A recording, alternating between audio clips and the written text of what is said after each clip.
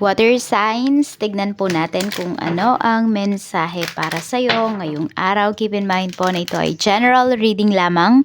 So, hindi po lahat ay makaka-relate. So, be open-minded. Sa mga hindi pa po nakasubscribe dito sa ating channel, please subscribe na po kayo. And palike na din po ng ating video. At sa mga nais pong mag-avail ng ating private readings, Lucky Stones and Amulet, makikita nyo po yung link sa description box below. Tarot Intentions by Alian Reyes. Okay, tignan po natin kung ano ang mensahe. Spirit guide, mensahe po natin. Mensahe po natin kay water signs. We have cat. Meron ba kayong alagang pusa? Ayan po. Or pwedeng meron dito. Hindi ko alam kung nag-aalaga kayo ng mga pusa. Baka meron kayong makitang pusa sa kalsada or dyan po sa bahay ninyo. May laging bumabalik-balik na pusa. Meron tayo ditong childhood home. Ayan. So, meron dito na miss nyo na po yung inyong mga pets.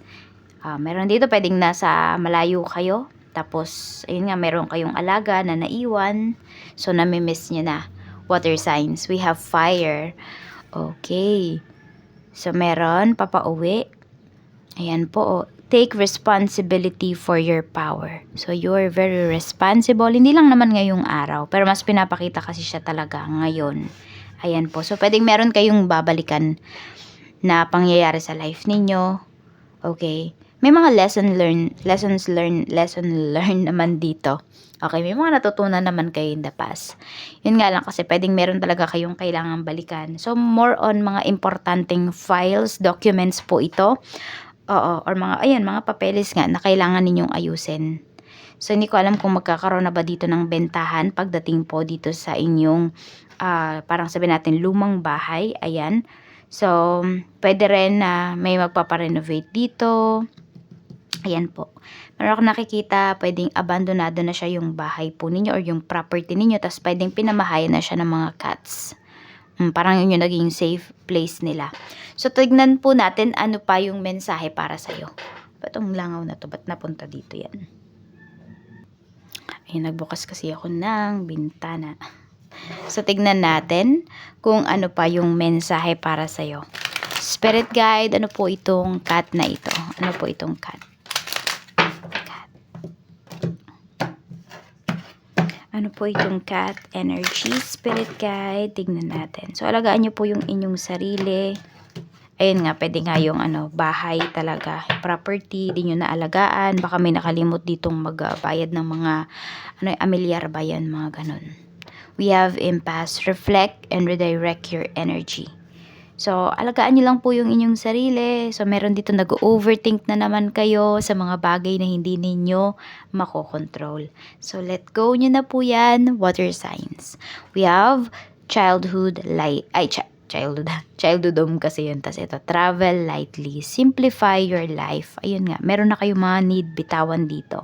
For example, yung property na yan, water signs, hindi nyo naman talaga po tinitirhan. Tapos yun nga, pwedeng nagiging na lang siya. Nagiging haunted. Kaya siguro pinapamahayan niya kunwari mga kung ano man, no? Kasi nga po, walang nagbabantay. So, sila yung nagiging bantay dyan ngayon. So, ayan, tignan natin. Kaya ayan, simplify your life. 'Di ba nga sabi nila, kung ayaw mo ng maraming lilinisin, ay kontian mo lang yung gamit mo sa bahay. So, parang ganyan po. Yun nga. Meron dito, pwedeng magbabakasyon kayo nga ngayon dahil, yan, holiday season. So, konti lang daw yung dalhin ninyo. 'Di ba? Wag na kayo masyadong magdala ng mga mabibigat or madaming gamit. Yung mga importante lang talaga. We have grounding, we have fire. Ayan, go deep, explore your roots. Meron kayong mga makikilala, mamimit na mga relatives po ninyo na pwede ngayon nyo lang talaga sila mamimit. Ayan po. So, may reunion dito. Tignan po natin. So, medyo abala din kayo ngayong araw na ito. Medyo busy din talaga kayo, water signs. So, tignan po natin kung ano pa yung mensahe para sa'yo. Spirit guide, mensahe po natin kay water signs, Cancer, Pisces, Scorpio, Sun, Moon, Rising, and Venus ngayong araw na ito. Ano po ang mensahe natin?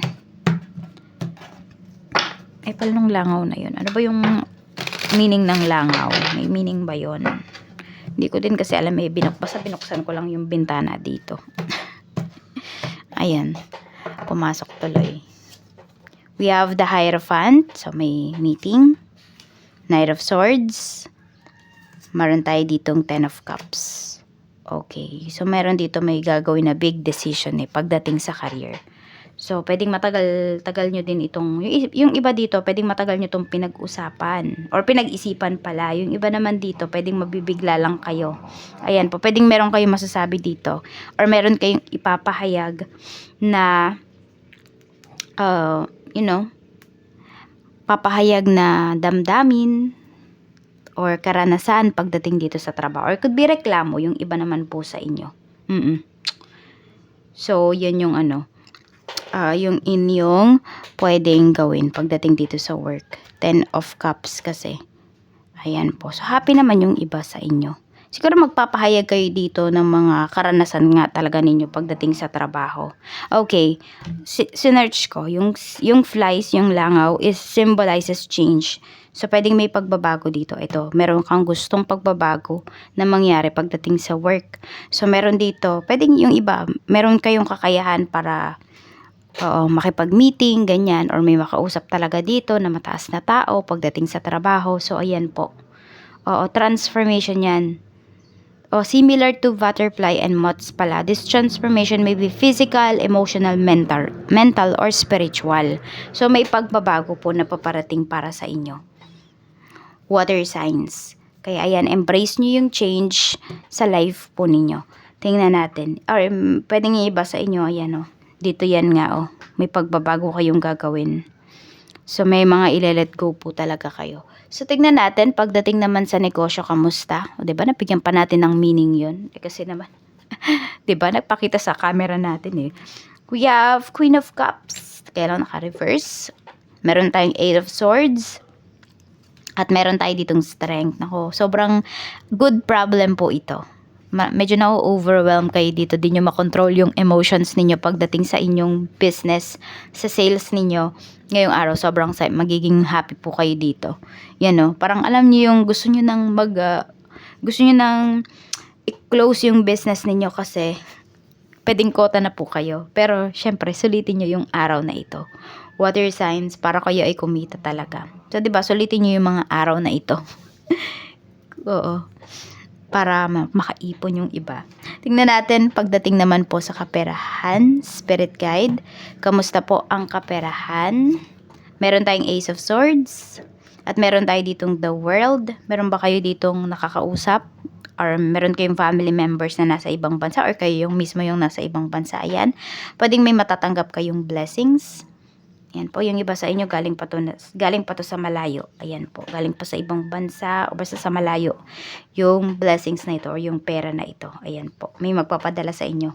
Pwede rin regarding din yan sa inyong business. Depende kung ano po yung business ninyo. Pero pwedeng may mga kliyente kayo dito na sa ibang bansa pa. Nanggagaling ganyan.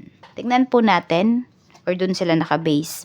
Tignan natin pagdating po sa love life. We have the Hanged Man. Meron tayong Ace of Wands. Meron gusto dito mag-take ng actions, may mag-offer. Pero yung taong to kasi pwedeng ano ba yun? Parang natotorpe, ganon. Yun yung pinapakita dito. Gusto niyang gumawa, gusto niyang mag-offer, gusto niyang mag-pursue. Ayan. Pero, yun nga, pinanghihinaan ng loob.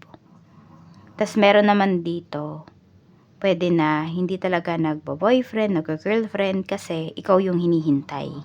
Ayun yung pinapakita dito. Ayan po. So, yung taong to is hindi pa rin nakaka-move forward. Ang siste lang, hindi nga nakaka-move forward yung taong to, hindi rin naman siya gumagawa ng ways para sa'yo. So, 'di ba parang, ano yun? Ayan, ganun, maghihintay na lang siya. Baka naghihintay ng perfect time, water signs. So, ayan po, maraming salamat. Mag-iingat po kayo always. More blessings to come. And enjoy the rest of your day. Advance Merry Christmas po.